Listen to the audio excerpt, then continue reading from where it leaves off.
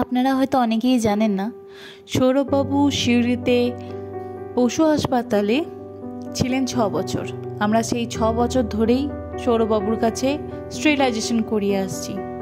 অর্থাৎ আমরা বিগত 6 বছরের বেশি স্টেরিলাইজেশন করিয়ে আসছি। এই কয়েক বছরে আমরা কয়েকশো কুকুরের স্টেরিলাইজেশন করেছি।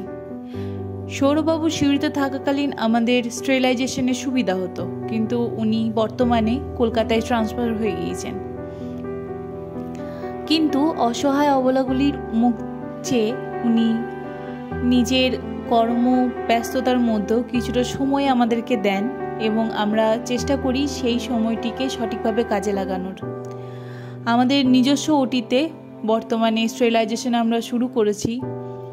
ওনার সময় অনুযায়ী আমরা কিছু কিছু স্টেরিলাইজেশন ক্যাম্প অর্গানাইজ করে থাকি। সেই দিন যতগুলি বাচ্চার সম্ভব স্টেরিলাইজেশন করে থাকি। আসলে রাস্তার অসহায় অবলাগুলিকে ভালো রাখার এটাই একমাত্র রাস্তা, তাদের অপারেশন করিয়ে নেওয়া, যাতে তাদের মাত্রাতিরিক্ত বংশবিস্তার না হয় এবং আমরা তাদের সঠিকভাবে কেয়ার করতে পারি, ভ্যাকসিন দিতে পারি এবং যত্ন করতে পারি। সিউড়ির সকল স্ট্রিট ডগকে হয়তো আমরা স্টেরিলাইজ করতে পারবো না, কিন্তু যে কটাকে সম্ভব আমরা স্টেরিলাইজ করিয়ে নেওয়ার চেষ্টা করব।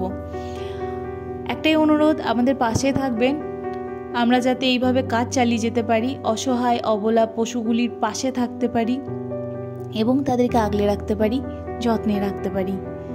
ধন্যবাদ আপনাদের সকলকে যারা আমাদের পাশে থেকেছেন। আপনাদের সাহায্য নিয়েই এইভাবে আমরা কাজ চালিয়ে যেতে চাই। আশীর্বাদ করবেন আমরা যেন এইভাবে কাজ চালিয়ে যেতে পারি। এইবারে করানো স্টেরিলাইজেশনের ছবিগুলি দিলাম। কি খুশি! হ্যাঁ রে, অপারেশন হয়ে বেশি খুশি হয়ে গেলি কি তো? পেটে ব্যান্ডেজ নিয়ে খুশি। বাবা